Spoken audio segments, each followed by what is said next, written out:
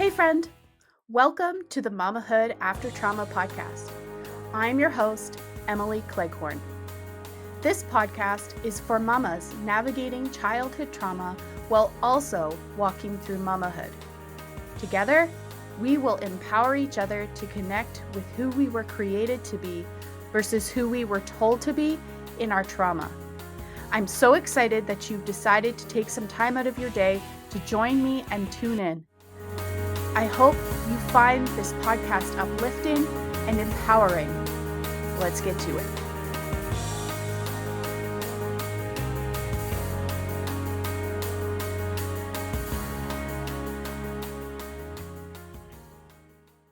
Hello, friends. Welcome to this episode of the Mamahood After Trauma podcast.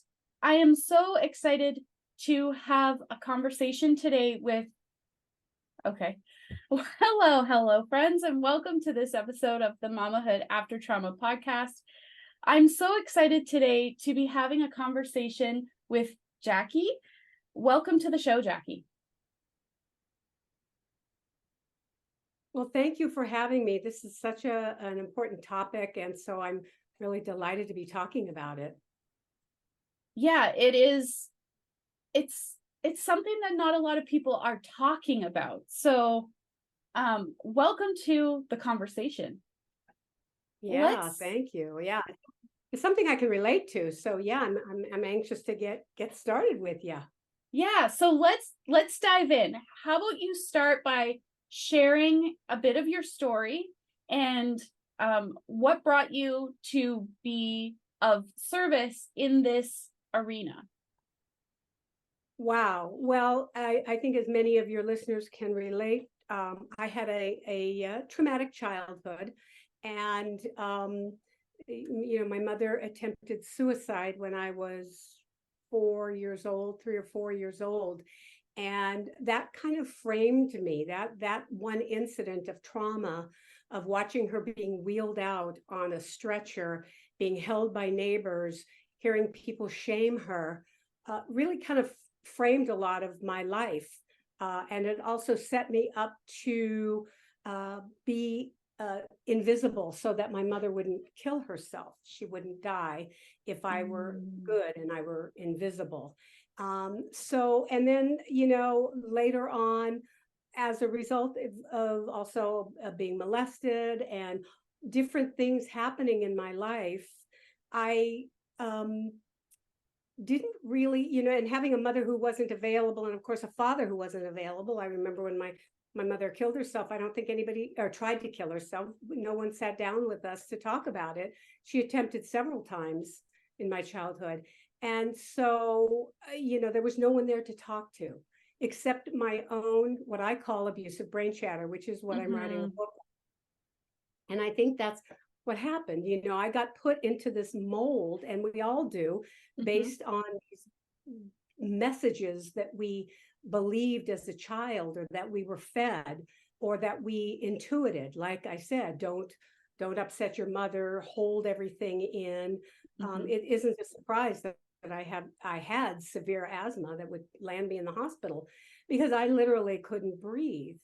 And of course, what ended up happening is I got into an unhealthy relationship because I thought that a relationship was what was going to fix me and save me. And that was also a message I got from my mother too, is like, you have to look right, you have to be right, because the end goal is to get married. But inside, I had such low self-esteem. I had no sense of who I was. So there was absolutely no way for me to gauge a partner. And so what I always say is I took my husband hostage. Of course, he was emotionally distant, emotionally abuser. He was he was addicted to gambling and to womanizing and substance abuse and all of that. But, I felt like I was lucky to have a man. That my self-esteem was so poor that I was lucky just to have this man love me. So we broke up maybe 15 times and even divorced and remarried. But I felt like that he was my hostage. He was going to save me. And so that, of course, translated when I had children. My goal, my ideal was I wanted to have children and live a white picket fence life. Happy dad, happy mom, vacation with the kids. But when you're broken inside, you don't attract that. And that's not what happened. And my husband really didn't want to be married. And I'm not sure he really wanted to be a father. And so I had to pretend. I had to, pretend like everything was okay. And my poor children suffered. First of all, they suffered from the breakups, and that I was so outward focused that I was really not focused on them. I felt when I finally left my husband, I had enough self-esteem to realize that I had to do better for my children. I didn't like the way he talked to my children, and I felt like I had to do better. Didn't know what that was. That's the thing. But I just knew I had to do better. And I also knew that I had to, that finally I realized that I was being emotionally abused and that I was in a relationship that was not healthy. And I finally got the courage to leave. Maybe after 15 years, we were in and out of togetherness. But when I left, I took my own emotional abuser with me.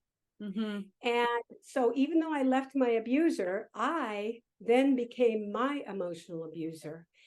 And I didn't leave healthy. I escaped, which was good. I'm really pleased that I was able to escape. But in terms of motherhood, what that did for my children was awful. I mean, my children, they saw me feeling broken. They saw their mother weak. They saw their mother in despair. They saw their mother in depression. They felt like they had no support. I had one of my children with my first marriage with my husband, and the second child 7 years later with my second marriage with my husband. So although they were both with the same father, they were different. They had different experiences because I was different at each point. And so, it really was very difficult for my son. And I remember him saying, at some point he went to live with my mother because he felt like living with me was like living on a pier with 3 pilings. And one point it was going to fall off and he was going to fall into the river. And or into the ocean or whatever it was. So here I was thinking I was doing well by escaping, but I wasn't yet doing the work. And that emotional abuser that came with me told me that I wasn't a good mother. It told me that I needed to find another man. It told me that I'd never be able to find another man. It told me to stay home and be weak. It told me I'd never find a good job. I could never support myself. I mean, that was what I thought my husband was. I mean, he was the provider, and because I never thought I could. And so that emotional abusive voice that now, circles back to my mother. Obviously, my mother had that same voice, right? That's how she raised her 4 girls, with this abusive brain chatter in her mind.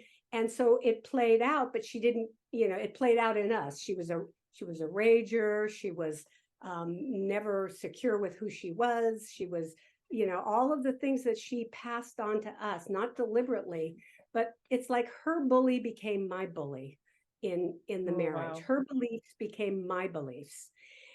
And, it wasn't until about 10 years after my divorce that I was, I had my come to awareness moment.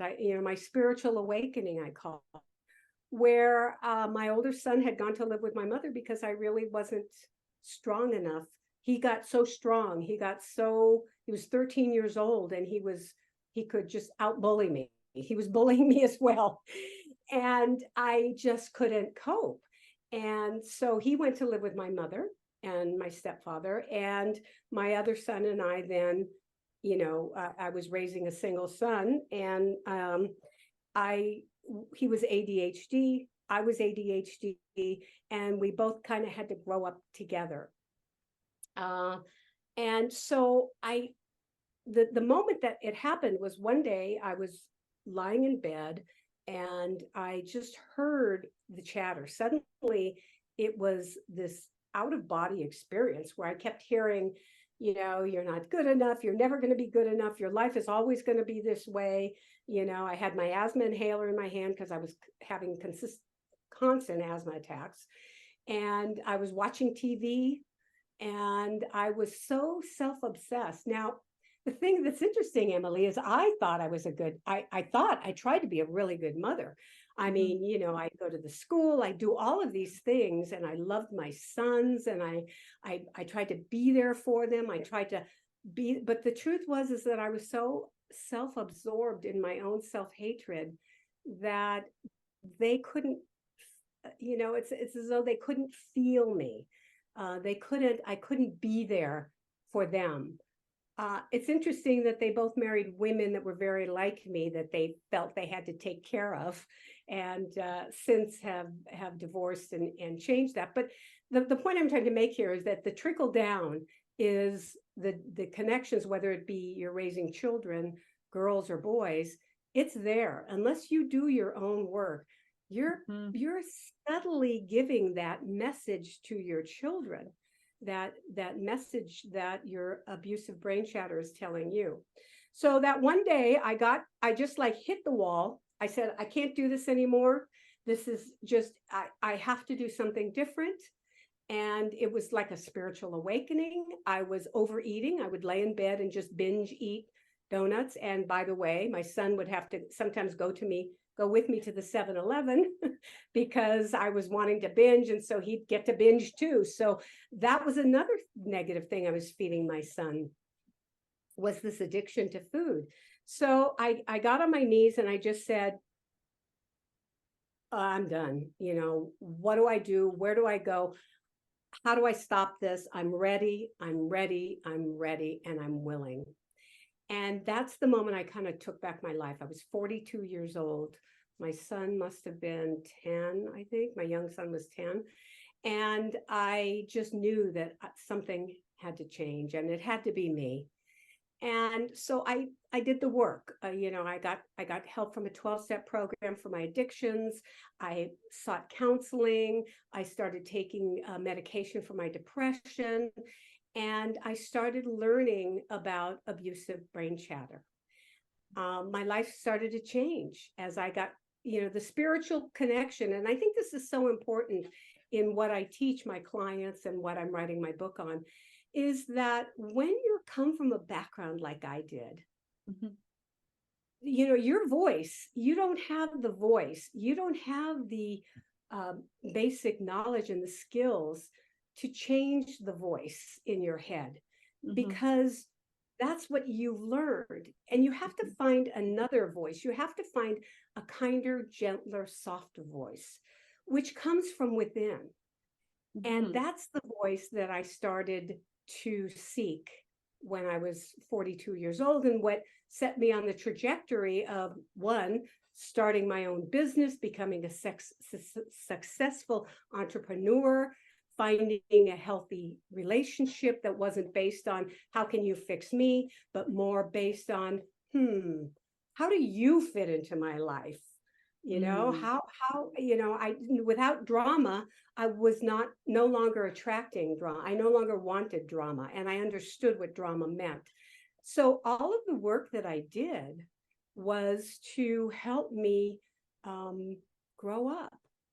And fortunately for my younger son, who lived with me as I was going through this process, he got the benefit of me learning to talk to myself nicer, learning to use all of these communication tools that I was beginning to use, learning to love myself, teaching him to love himself.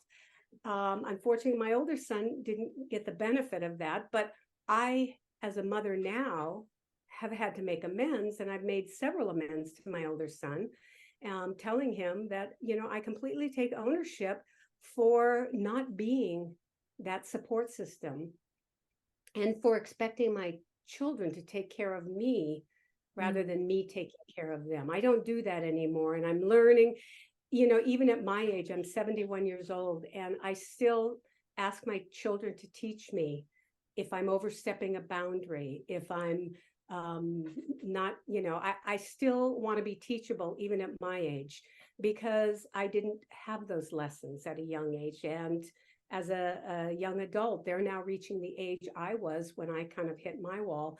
So I'm there to support them and to listen to them. And I think that's, that for me is my journey from traumahood to motherhood. My life now is like so different. I sold my business and I became a life and spiritual coach. And the spiritual part was really important to me, because I understood as I was coaching clients that they were very similar to me in that I couldn't get them to access the stuff down here. They could only stay up in their head. And that's where the stuff that we were told and taught, and all of those things that these beliefs that are our head stuff. But here is where the answer is.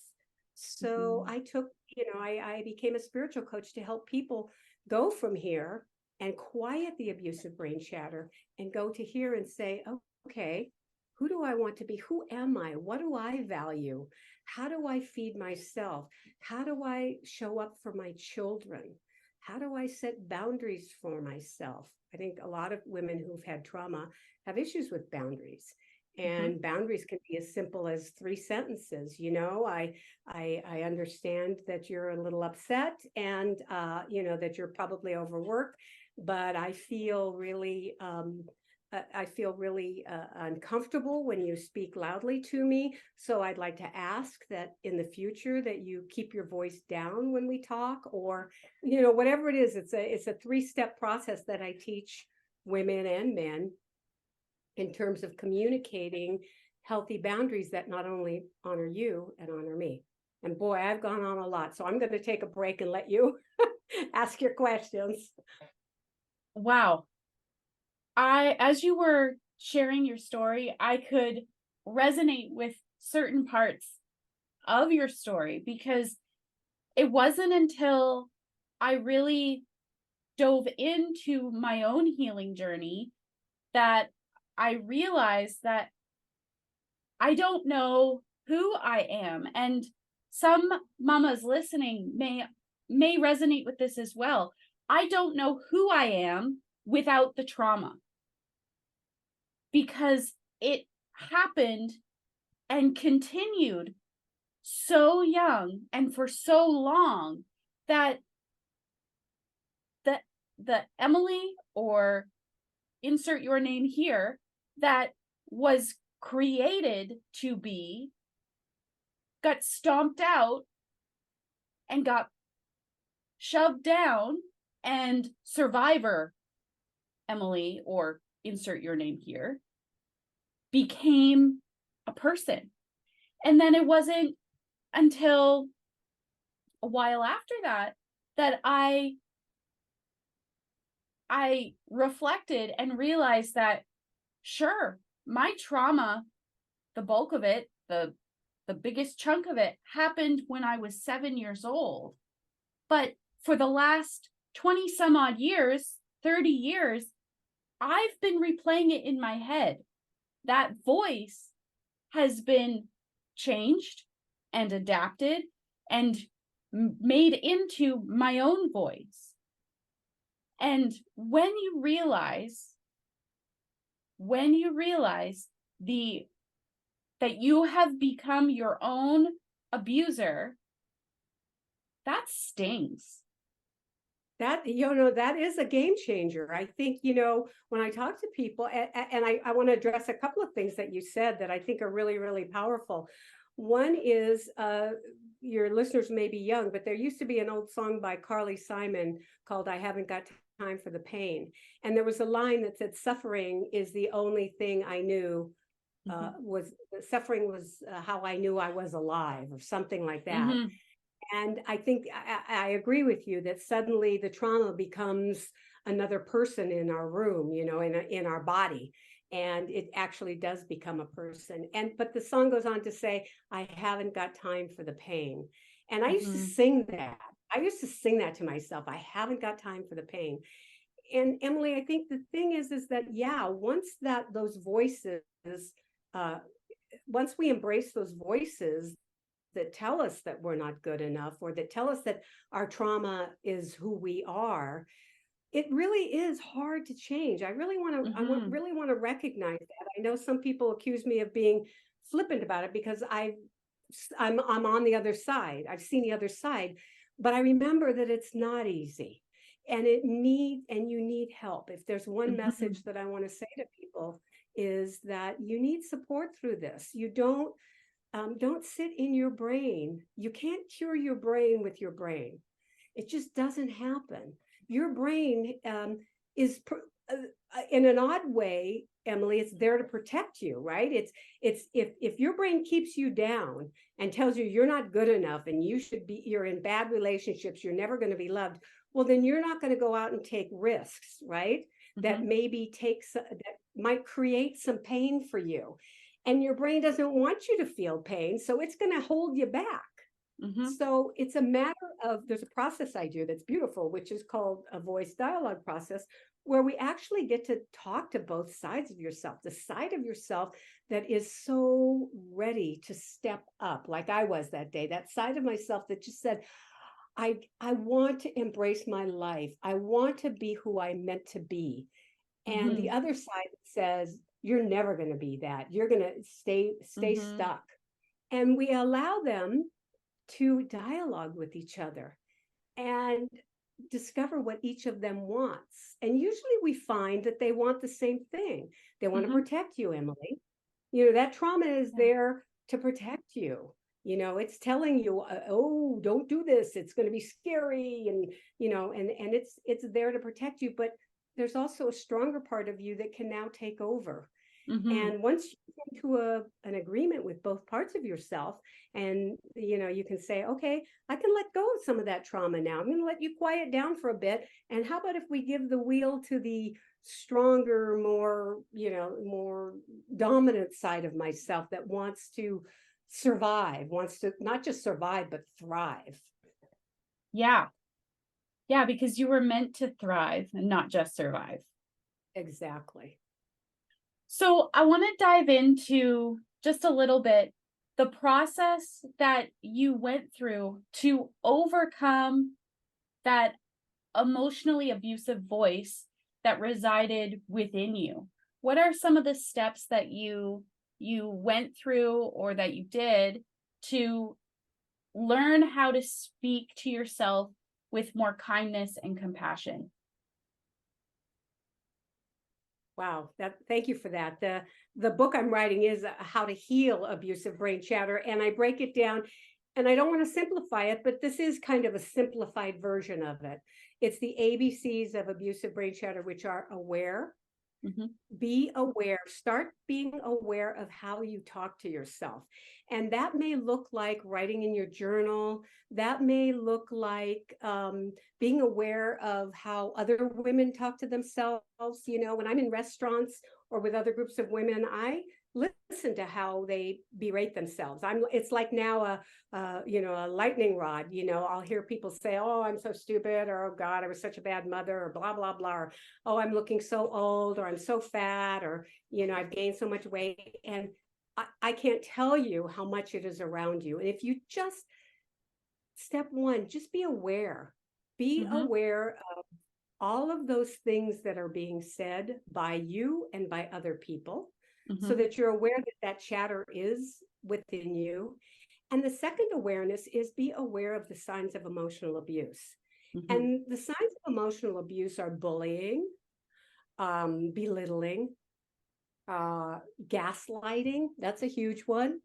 Isolating, addictive behaviors are, if you're using addictive behaviors, a lot of times I can tell when if somebody is an addict or has some addiction. I know exactly where to start. It's with that abusive brain chatter, because the addictions, if you've got some kind of addiction going on, if you've got a food addiction or a codependency, addiction or whatever it is, you're trying to quiet something, Mm-hmm. something that your internal bully is doing to you, is saying to you. So the addiction just helps you to quiet that and shove it back down. So that's important to be aware. So just be aware of all of those things. What am I overusing? Why am I, what is my brain chatter telling me? What am I hearing it say to other people? What are the signs of emotional abuse? Like I said, really be aware of them and say, okay, when I look in the mirror and I say, oh, look at you, you're looking so old. What is that? Is that belittling? Yeah, that's belittling. And bullying, telling myself, oh, you're so stupid, don't even sign up for that job, don't even try that job, you're never going to make it, or something that's kind of bullying you, right? Gaslighting, oh my gosh, that was my favorite. My ex-husband was a great gaslighter, telling me that some truth was the truth when inside I was going, but that's not the truth. Well, your abusive brain chatter bullies you because that's what happens. It starts telling you these things that it says are the truth, and you're kind of going, wait a minute, that's not true. Or is it? Am I really that stupid? I won't be able to get a job. Am I really that, so it kind of gaslights you. Isolating, if you're isolating for some reason and you're not going out there and living in the world, but you're staying at home, you possibly have an emotional abuser in your head. So be aware of all of those things. And I always say to people, just start with your journal, just start writing it down. What I like to say in terms of awareness, because awareness can also trigger you, suddenly you start hearing it. Don't get sucked into the hole. Just pretend you're Margaret Mead or you're Jane Goodall and you're watching the brain of a chimp. And so you take your journal out and you say, today, Emily told herself she was fat and she didn't deserve to find a man. Emily told herself she will never find a good job. Emily told herself she can't write that book she wants to write. And, you just write down all those things that you're saying to yourself in a third party. So that's step one, awareness. You just need to start becoming aware that brain chatter is a form of emotional abuse and that you no longer want to do it. Right? So it's kind of like a 12-step program. You admit, you're aware. The second part is believe. That's the ABCs, believe. And that's the part where you have to do your work, where I had to do my work when I told you I just like hit my knees and said, whoever's out there, whatever's out there, I don't care, whatever you want me to call you, I can't do this by myself. I can't find my way out of this labyrinth of loud, obnoxious, vitriol that's going in my head. Show me the way out. What do I need to do? What do I need to believe? And so belief is really important. And finding a spiritual belief, what I say to people is, I'm a spiritual coach as well. So I help people find their spiritual belief, because a lot of people have a negative one. And what I say is if you found a punishing voice, if you found a punishing spiritual voice that God or whatever is going to punish you if you don't behave this, and this way, you haven't found the voice I'm talking about. When I'm talking about belief, I'm talking, and I don't mean to slam any religion, but what I'm talking about in terms of belief is that inner voice that when you take a moment and you just meditate and quiet, there's this voice inside of you that says, you are loved. You deserve to be loved. You are here. I will guide you. I will send you. You have to take the time to find that. And that's usually done through meditation, through journaling. There's all kinds of ways that I write about in my book about how to get to the point of belief. Even if you've been spiritually or religiously abused, a lot of my clients come to me and say, oh no, I grew up in a religion that was, very abusive, and it's okay. We can find something, even if it's I always share this wonderful story that I had with a client.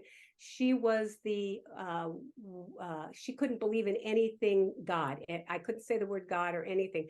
So we found that witch of the West or the East or whatever it was, Glinda, that beautiful glowing ball from Wizard of Oz.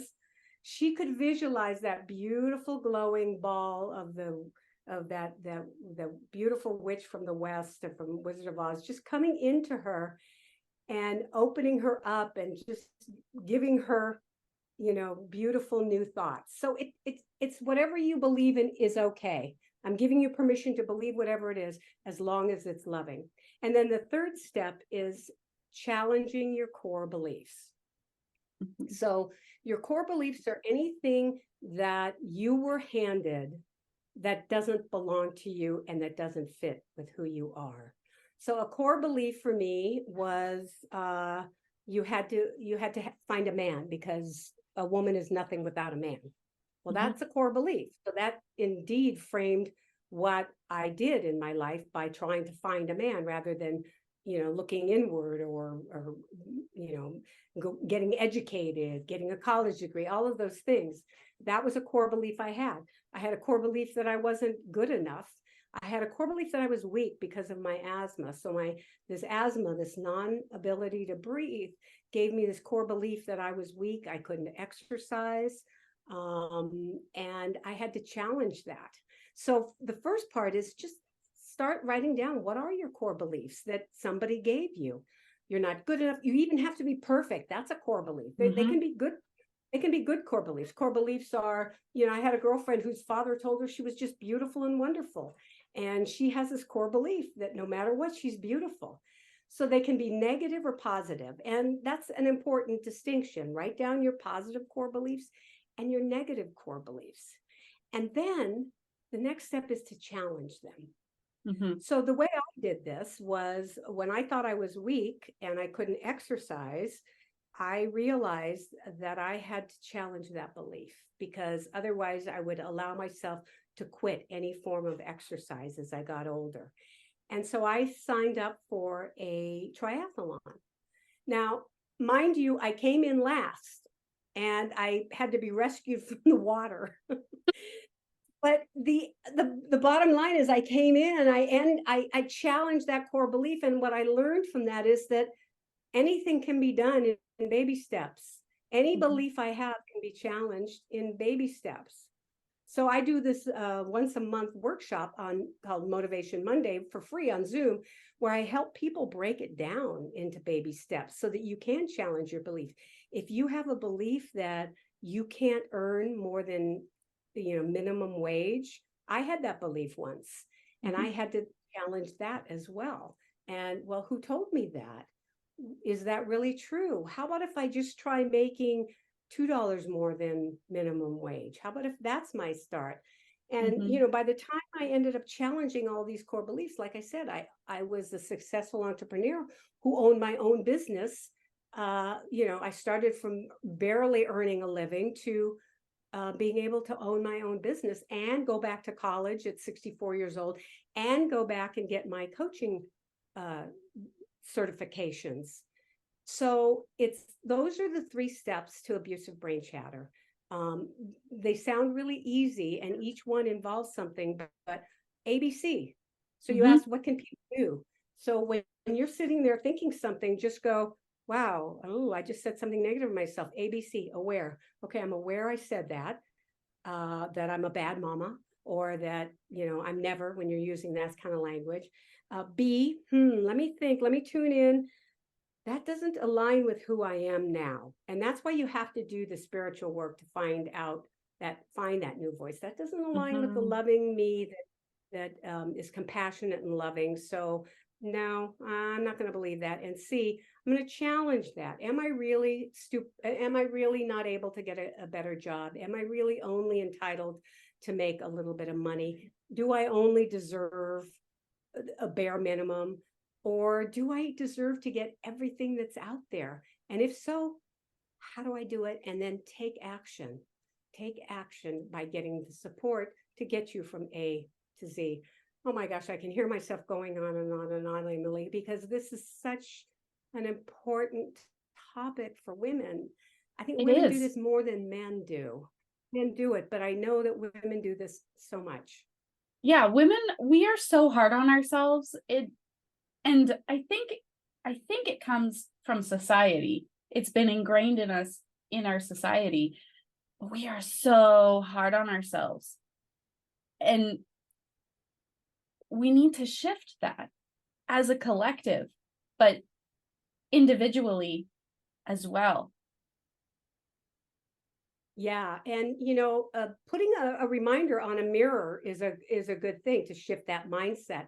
I say to myself when I look in the mirror, as I'm aging, that's a whole nother level of abusive brain chatter that we have to change. Our whole view on aging is so negative, and so I say to myself, Jackie, we don't talk to ourselves like that anymore. When the Zoom meeting comes on and I see the wrinkles and I see this, I say, no, Jackie, we don't talk to ourselves that way anymore. I'm so gentle and loving. And if I could move my camera, you'd see I have a picture of myself as that 4-year-old girl that had this beautiful, kind, I was a beautiful child with this loving spirit, this kind spirit that I believe all of us come into the world with. Mm-hmm. And I have a picture of her there to remind me that that's really who I am inside. That anything that my voice is trying to tell me is not true. That's the woman I am, and that's the woman I get to show up as now. One of the exercises I do, and people listening can do this, is I lead a guided meditation to go back to when you lost your soul, what I call your essence, who you really are. And we do a guided meditation. We go back and we find it, and then we bring it back to the present, so that you now have Emily. You have Emily at 4 years old, and you now know the qualities of Emily. Emily's sweet, Emily's beautiful, Emily's kind, Emily's compassionate. And so everything that you say that goes against that is vocabulary that needs to go. If you have a way, and that's what I would say to people, pull out a picture of yourself and believe that that person exists. That's who you were meant to be. And it's just a matter of loving yourself back to that way. And sometimes just a simple thing is putting on your mirror. We don't talk to ourselves that way anymore. I talk to myself kindly. I am compassionate. I love myself. All of those positive things that you now get to say. Yeah. After leaving abusive and traumatic relationships. Yeah, this has been such a great conversation, because the emotionally abusive brain chatter is something that I think so many trauma survivors are battling. It's like a dark cloud that just sits over our heads, and no matter what we do, no matter where we go, no matter what we do, it's always there until we address it. Yeah. And that trauma, of course, the somatic part of it, we hold trauma, fight, flight, fright, fear, right? And I highly recommend that. A lot of my clients who have trauma, I don't deal with trauma. That's not my specialty, but I refer them to practitioners who do breath work or whatever it takes to get it out of your body. Just leave that trauma behind. And it takes support and work. Trauma's a big thing, I don't dismiss it. So I'm glad that you're saying that. Yeah. And I really loved how you acknowledged that healing trauma in mamahood is hard. It's hard. And so often we are unaware of what's on the other side of postpartum, of pregnancy, when we've had trauma. I know for me, I thought that because my trauma was a long time ago in my childhood, that it didn't matter. Time and geography had worked in my favor. Man alive, I was wrong. And it was like the trauma bus came steamrolling down the track so fast that I didn't know what hit me. And it sidelined me. I was a hot mess, and I was full of guilt. and I was scared to say Oh, yeah. something. I was scared to say something because I thought that if I did, it made me a bad mom. Because Right. I Exactly. chose to be a mom. I chose to get pregnant and have my daughter, but it wasn't my fault. I had things that I needed to work through that I was not awake to before she was in my arms. And yeah, so thank you for acknowledging how hard it is. And it's not all in your head, Mama. No, I was so surprised. I started yelling at my kids, and because I was yelled at, and I was yelled at in my marriage, and boy, is that a scar, Mm-hmm. because what would happen is, and I think this other women can relate, is that being overwhelmed can trigger your trauma can be triggered by being overwhelmed, and being a mom and having a kid crying or spilling, or when you're trying to pay a bill, or when you then hit your overwhelm, Mm-hmm. and it's that flight, like get Mm-hmm. away, and I've got to retreat to my bedroom, and the child doesn't even know what happened. Mm-hmm. So sad for both of you, I just want to offer a tip before we go, because I know our time is up, but I learned something really, really valuable about random acts of kindness. Mm-hmm. I learned that when I am in self-pity, that doing a random act of kindness for somebody else can help me get out of self-pity. And I know that for a lot of mothers, self-pity happens. You're so overwhelmed, and you just start feeling a lot of self-pity, and you're single, and why did I do this, and shame, and all of those other things that come up that then overwhelm you as well. So I would just say this: one, if you really, really want to change, start with a gratitude list. Mm-hmm. Every day for this next month, write down 5 gratitudes, no matter how hard they are. I mean, you may be kicked out of your home. You may be, there may be a lot of things that you say, what can I possibly be grateful for? But you'd be surprised that there are things to be grateful for, and gratitude lifts you. And so Mm-hmm. they've shown studies that will absolutely get you out of self-pity, and that will help give you a dopamine boost. The other thing is, do a gratitude list with your child. When you Mm-hmm. come home, the child comes and you go, how was school? You know, um, Instead, when you sit down with your child, sit down at night, and both of you have a piece of paper and say, okay, we're going to write 5 things we were grateful for today, because they show that also helps children. So now you're feeding positivity to your children, and you're just kind of, setting a new intention to help them, so that Mm-hmm. they can see that no matter how their life looks, whether they're being bullied or whatever it is, that there's things to be grateful for. And then think of a random act of kindness for the two of you to do together. Mm-hmm. Simple as letting somebody go in a line ahead of you. You're shopping in the grocery store, and you look to your child and you say, who can we help today? Just start putting those positive messages into your mind and body, and into your children, and you're going to see a big difference, in terms of the way they start thinking about themselves, and the way you start thinking about yourself. And even if you can't yet, you haven't gone through your trauma, these are small little bitty steps that can Mm-hmm. help at least boost your dopamine, right? Yeah, I love that.